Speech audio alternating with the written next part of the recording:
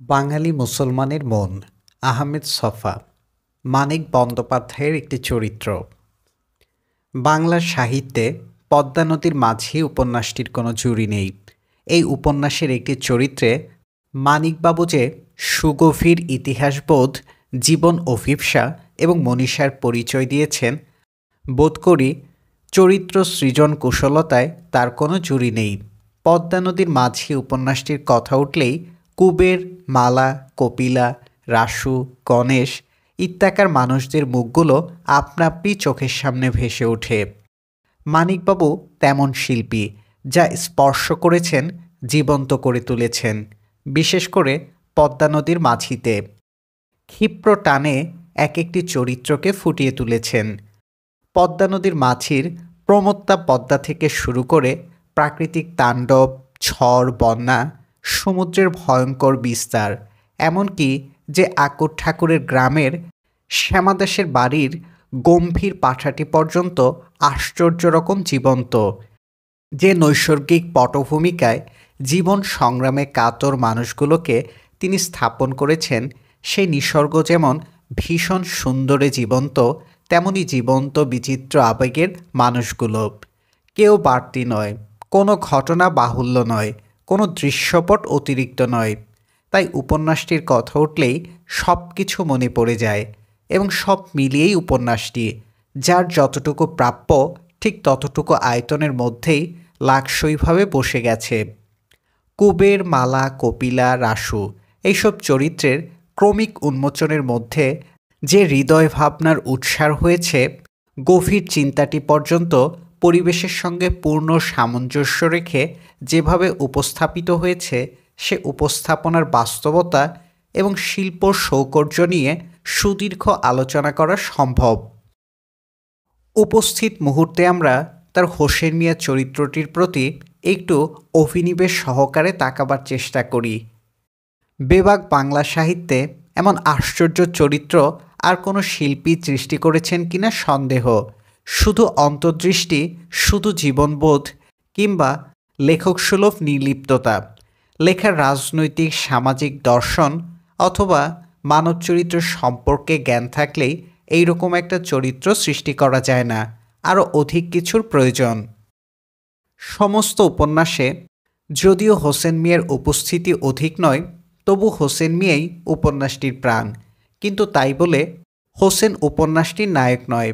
নায়কের যে আবেগ থাকে, দুর্বলতা থাকে, হোসেনের চরিত্রে তার ছিটে ফোঁটাও নেই। ইলিয়াড মহাকাব্যে দেবরাজ জিউসের নির্দেশে যেমন সব কিছু একের পর এক ঘটে যাচ্ছে, বিজয়ী বিজিত, হত এবং হন্তা শুধু নিমিত্ত মাত্র। সমস্ত কিছুর মধ্য দিয়েই মহা ইচ্ছাশক্তি সম্পন্ন দেবতার চূড়ান্ত ইচ্ছারই বিজয় সূচিত হয়েছে। পদ্মা নদীর মাঝিতে পাদপ্রদীপের একটু পেছনে দণ্ডায়মান মিঠে মিঠে বুলি এবং এই গুছি গুছি দাড়ি বিশিষ্ট এই শান্ত, একেবারে অনুত্তেজিত মানুষটিও সেই রকম শক্তির অধিকারী। তার প্রকাণ্ড ইচ্ছাশক্তির প্রবল বাধ্যবাধকতা পদ্মার তীরবর্তী জেলে সমাজে অত্যন্ত সক্রিয়। তারা কেউ সে নিগড় ছিন্ন করতে পারে না।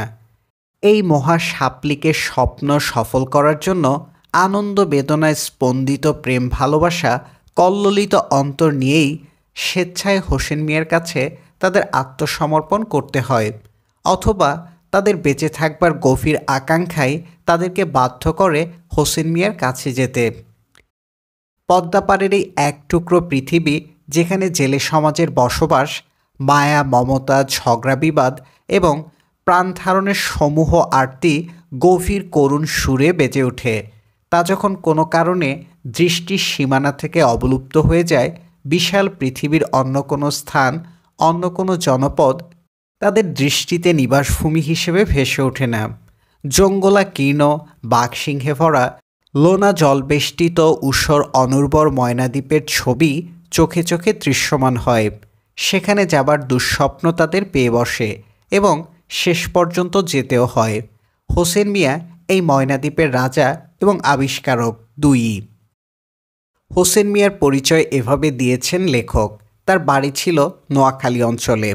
বেশ কয়েক বছর আগে পদ্মার তীরবর্তী কেতপুর গ্রামে সে আসে এবং সে সময়ে জহুর মাঝির বাড়িতে আশ্রিত হিসেবেই ছিল ও অন্যান্য মাঝিদের সঙ্গে মাঝিগিরি করেই জীবিকা নির্বাহ করত।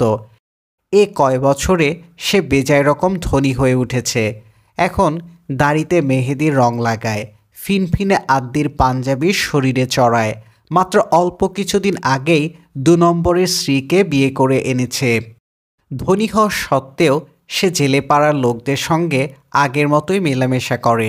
ধন সম্পদ হাতে এলে যে সামাজিক প্রতিষ্ঠার উন্মত্ত মোহ মানুষকে পেয়ে বসে, হোসেন মিয়ার মধ্যে তার কণামাত্রও নেই। বড়লোকের সঙ্গে সে ব্যবসা করে, সমাজ করে না। আরেকটি বৈশিষ্ট্যের উল্লেখ করেছেন লেখক, হোসেন মিয়া একজন স্বভাব কবি। ঘটনাচক্রে যদি হোসেনের জীবনধারা বদলে না যেত, তাহলে অনায়াসে কবিত্ব শক্তির বলে অলৌকিক শক্তিসম্পন্ন একজন সাধু পুরুষ হিসেবে পরিচিত হতে পারত। লালন শাহ, হাসন রাজার মতো তারও অনেকগুলো রচনা পল্লীগ্রামে গীতি সংগ্রহে স্থান করে নিত। আশেপাশের 10 গ্রামের মানুষ জাগতিক কল্যাণা কাতো খায়, তার কবরে ভক্তি ভরে মোমের প্রদীপ জ্বালাত। কিন্তু ঘটনাচক্রে হোসেনকে অন্য জীবন বেছে নিতে হয়েছে। তাই বলে তার কবি শক্তির উৎস একেবারে রুদ্ধ হয়ে যায়নি। এখনও সে ইচ্ছে করলে মুখে মুখে চমৎকার গান রচনা করতে পারে। তার আত্মপ্রত্যয়ের জুড়ি নেই। তাই হোসেন যখন বলে খুশি হয়ে সে সব করতে পারে, একটুও অস্বাভাবিক শোনায় না। অপরিসীম আত্মবিশ্বাস সম্পন্ন, নানা গুণে গুণান্বিত হোসেন মিয়ার আত্মসংযমেরও তুলনা নেই। কেউ তার ক্ষতি করলে শাস্তি সে দেয়, কিন্তু কখনো কোনো ব্যাপারে তাকে রাগ করতে দেখা যায়নি। হোসেন মিয়া পাকা মাঝিও বটে। এত নির্ভাবনায় সে গভীর সমুদ্রে নৌকার হাল ধরে বসে থাকতে পারে, পদ্মাপাড়ের বংশ পরম্পরা মাঝিরাও হোসেনের হেকমত দেখে চমকে যায়। সে ম্যাপ দেখে দ্বীপের অবস্থান নির্ণয় করতে জানে, রাতের তারার গতিপথ দেখে সময় কত বলতে পারে, দিক নির্ণয়ের কাজে চুম্বক ব্যবহার করতে জানে নির্ভুলভাবে। চাটগাঁয়ের সাহেব কোম্পানির জাহাজে চাকরি করার সময় যন্ত্রপাতি চালনার বিদ্যা এত গভীর অনুরাগ নিয়ে শিক্ষা করেছে যে ইচ্ছে করলে হোসেন একখানি জাহাজ নিয়ে সমস্ত পৃথিবী একাকী ঘুরে আসতে পারে।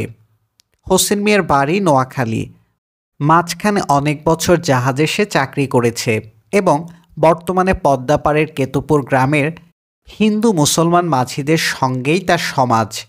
সংকীর্ণ পৃথিবীর এই অধিবাসীরা অসাধারণ আত্মপ্রত্যয়ী এবং ক্ষমতা সম্পন্ন হোসেন মিয়ার সাথে ঠিক মিশতে পারে না, কিন্তু তাদেরকে তার কাছেই যেতে হয়। হোসেন যদিও বলুক না কেন সে হৃদয়ের মধ্যিখান থেকে তাদের পেয়ার করে, তথাপি মজ্জাগত আদিম অসহায়তার ভীতি তারা কাটিয়ে উঠতে পারে না। যন্ত্রের মতো নিখুঁত, দেবতার মতো পারঙ্গম এবং জিনপরির মতো রহস্যময় হোসেন মিয়ার কথায় সায় দিয়ে তার প্রস্তাবে রাজি হয়ে গেলে যে একদিন অমঙ্গল এসে তাড়া করবে তারা বুঝতে পারে, কিন্তু তাদের নিয়তি এমন যে তারা যেন হোসেনের কথায় সায় দিতে এবং তার নির্দেশ পালন করার জন্যই জন্মগ্রহণ করেছে। বহিরঙ্গের দিক দিয়ে দেখলে হোসেন নোয়াখালী জেলার মুন্সিমোল্লা জাতীয় মুসলমান। সে মুন্সিমোল্লার মতো কথা বলে, পোশাক পরে, দাড়ি রাখে, আবার দাড়িতে নূরে মেহেদির রঙও লাগায়। এই হলো বাইরের ব্যাপার। ভেতরের মানুষটি ঠিক একেবারে অন্যরকম। হোসেনের মধ্যে ধর্মীয় কোনো সংস্কারের সামান্য আচারও নেই। এই নিয়ে সে কোনো কথাই বলে না। সে শুধু বোঝে তার জন্য কোনটা সুবিধার। জগৎ এবং জীবনকে সে যে দৃষ্টিতে দেখে তার সঙ্গে অন্য 10 জন প্রাচ্যদেশীয় মানুষের কোনো মিল নেই। আদিল সাহেব প্রস্তাব দিয়েছিলেন, যদি ময়নাদ্বীপে মসজিদ স্থাপন করে এবং হিন্দুদের জমি দেওয়া বন্ধ করে, তাহলে বসবাসকারী সংগ্রহের কিছুই অসুবিধা হবে না। হোসেন সে প্রস্তাব গ্রহণ করেনি।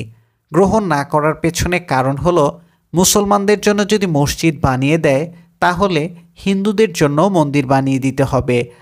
আর হিন্দুদের যদি সে না নিয়ে যায়, তাহলে 11 মাইল দীর্ঘ এই দ্বীপ সে কিভাবে মানুষ দিয়ে পূরণ করবে। তাই হোসেনের যুক্তি হলো, মন্দির মসজিদ এসব ফ্যাসাদে গিয়ে কাজ নেই, ওসব ছাড়াই চলবে ময়নাদ্বীপ। ময়নাদ্বীপ আবাদ করে বসবাস স্থাপন করার সঙ্গে মসজিদ মন্দিরের কোনো ব্যবহারিক সম্পর্ক নেই। তাই পরম নিশ্চিন্তে সেগুলো বাদ দিতে পারে। ময়নাদ্বীপে সে যে নতুন মানব সমাজ সৃষ্টি করতে চায়, তারা সম্পূর্ণ নতুন মানুষ হবে, হবে নতুন বিশ্বাসে বলীয়ান, নতুন মূল্য চেতনায় সমৃদ্ধ হবে তাদের অন্তলোক। অতি কষ্টে যে সকল ভাঙাচোরা মানুষকে হোসেন সংগ্রহ করে পাত্রী ঠিক করে তাদের বিয়ে দেয়, তাদের প্রতিও হোসেনের কোনো আগ্রহ নেই। কিন্তু এই নরনারীর মিলনে যে মানুষ মানুষই আসবে এবং ময়নাদ্বীপে বসবাস করবে, তাদের প্রতিই রয়েছে তার প্রকৃত আগ্রহ।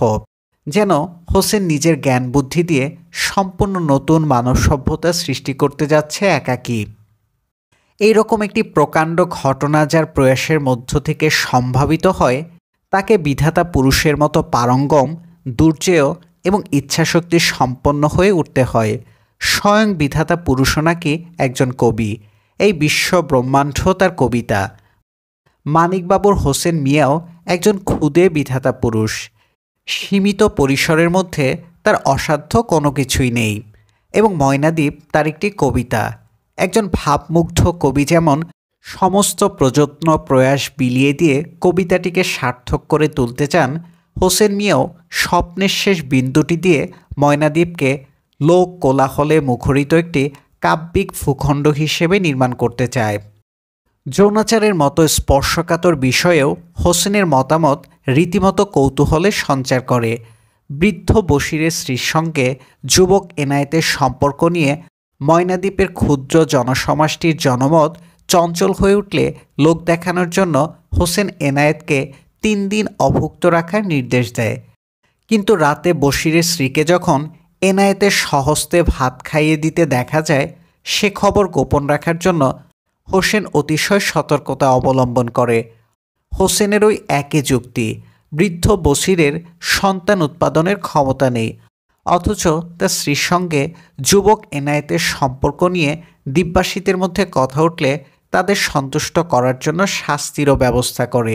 কিন্তু রাতে নিজেই উদ্যোগী হয়ে এনায়েতের সঙ্গে বশিরের স্ত্রীর মিলনের বন্দোবস্ত করে দেয়। তার ফলে একটি নতুন মানুষ জন্ম নিতে পারে। হোসেন মিয়ার চোখে এক একটি নতুন মানুষ হীরামাণিক্যের চাইতেও মূল্যবান। হোসেন মিয়ার চরিত্র বিশ্লেষণ করলে কতিপয় অসাধারণ বৈশিষ্ট্য দেখে বিস্ময়ে অভিভূত না হয়ে পারা যায় না। যদিও সে গ্রাম্য ভাষায় কথা বলে, মুন্সি মোল্লাদের মতো জামা কাপড় পরে, তথাকথিত সমাজের প্রতিষ্ঠাবানদের এড়িয়ে চলে, তথাপি হোসেন মিয়া বিশ্বাস, হৃদয়বৃত্তিতে এবং কল্পনায় একেবারে খাঁটি আধুনিক মানুষ। যন্ত্রবিজ্ঞানে তার বিলক্ষণ দক্ষতা আছে। বিশ্ব প্রকৃতিও যে নিয়মের নিগড়ে আবদ্ধ, সেই নিয়মগুলো আয়ত্ত করতে পারলে প্রাকৃতিক শক্তিকে ভয় পাওয়ার কোনো কারণ থাকে না। প্রকৃতির সম্বন্ধে বিশদ জ্ঞানই হোসেন মিয়াকে অকুল সমুদ্রের বুকে এমন অনুত্তেজিত, সাহসী এবং প্রত্যয়সম্পন্ন করেছে। আসলে জ্ঞানী যে শক্তি, তা তার টুকরো টাকরা বাক্য আলাপের মধ্যে বিরল হীরার দুটির মতো ঝরে পড়েছে। যে যন্ত্রবিজ্ঞানের প্রসাদে এবং প্রকৃতি বিষয়ক জ্ঞানের সাহায্যে একসময়ে ইউরোপীয় ভৌগোলিক অভিযাত্রীর দল আমেরিকা থেকে মেরু প্রদেশ অবধি অভিসার যাত্রা করেছিল, হোসেন মিয়া সেই কলম্বাস ক্যাপ্টেন কুকেরই বঙ্গীয় সংস্করণ। অতি চেনা পোশাকে কোনো রকম ভনিতা ছাড়াই দেখা দিয়েছে বলে ঠিক সেরকম মনে হয় না। মানব সম্পর্কের ক্ষেত্রেও হোসেন মিয়া পুরনো চেতনার স্থলে নতুন মূল্য চেতনাকে প্রতিষ্ঠা দিয়েছে। ধর্ম হোসেন মিয়ার দৃষ্টিতে একেবারে অপ্রয়োজনীয় এবং পুরনো পৃথিবীর স্মারক চিহ্ন। তাই তার নতুন উপনিবেশে নিজের কিংবা অপরের কোনো ধর্মকেই শেকড় প্রসার করতে না দিতে সে দৃঢ় প্রতিজ্ঞ। এই নিয়ে সে বিশেষ বাক্য আলাপ করে না, কারণ সমতল ভূমির লোকেরা তার এই চূড়ান্ত মতামতসমূহকে কখনো যথার্থ বলে মেনে নেবে না। একটা হইচই পড়ে যাবে, তাতে করে তার স্বপ্নের অপমৃত্যুর সম্ভাবনা দেখা দিতে পারে। এত বুদ্ধিমান, এত দক্ষ হোসেন মিয়াও জানে ডাঙ্গার মানুষগুলোর আচার সংস্কারের বেড়াজালে আটকা পড়লে ছাড়া পাওয়ার সম্ভাবনা অল্প। তাই হোসেন মিয়া অজস্র অর্থের মালিক হয়েও কখনো সামাজিক প্রতিষ্ঠা অর্জনের পথে পা বাড়ায়নি। ইচ্ছে করলে সে সামাজিক সুনাম সুখ্যাতি কিনে নিতে পারত, কিন্তু তা করতে গিয়ে হোসেনকে আটকা পড়ে থাকতে হতো এবং অচরিতার্থ থেকে যেত কবি হোসেনের একটি নির্জন দ্বীপে একটি নতুন উপনিবেশ, একটি নতুন সভ্যতার একক স্রষ্টা হওয়ার স্বপ্ন। সামাজিক এবং নরনারীর সম্পর্ক বিষয়ক যে মতামত হোসেন পোষণ করে তাতে বেঁচে থাকার বাস্তব দাবির প্রতি পূর্ণ আনুগত্য প্রকাশ পেয়েছে। ভুল করেও তার মুখ দিয়ে একবার বুদ্ধি দিয়ে বোঝা যায় না, কল্পনা দিয়ে ধরা যায় না এমন কোনো ভৌতিক বিষয় উচ্চারিত হয়নি। কি সমাজ সম্বন্ধের ক্ষেত্রে, কি নরনারীর সম্পর্কের ক্ষেত্রে হোসেন মিয়ার যে মতামত তা পূর্ণমাত্রায় প্রসারিত করলে সেগুলো যে চেহারা পাবে তা দাঁড়াবে অনেকটা ইউরোপীয় প্রয়োগবাদী দার্শনিকদের মতামতের অনুরূপ। আসলে হোসেন মিয়া চরিত্রটিকে লেখক মানিকবাবু মানুষের ঐতিহাসিক অভিজ্ঞতার অনেকগুলো পর্যায়েরই ঘনীভূত রূপ হিসেবে দাঁড় করিয়েছেন।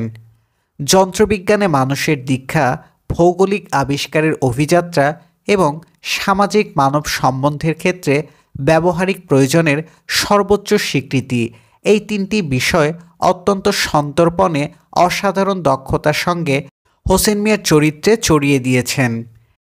এই তিনটি জিনিসই ইউরোপে এনলাইটেনমেন্ট আন্দোলনের ফল। কোনো বাঙালির মধ্যে এই তিনটি বিষয় সচরাচর সমান পরিমাণে মিলমিশ খায় না।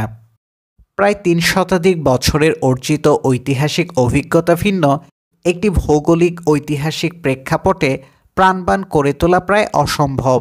জীবনে যা অসম্ভব মানিকবাবুর শিল্পে তা সম্ভব করে তুলেছেন। এদিক দিয়ে বিচার করলে হোসেন মিয়াকে বলতে হয় নব্য মেঘনাদ।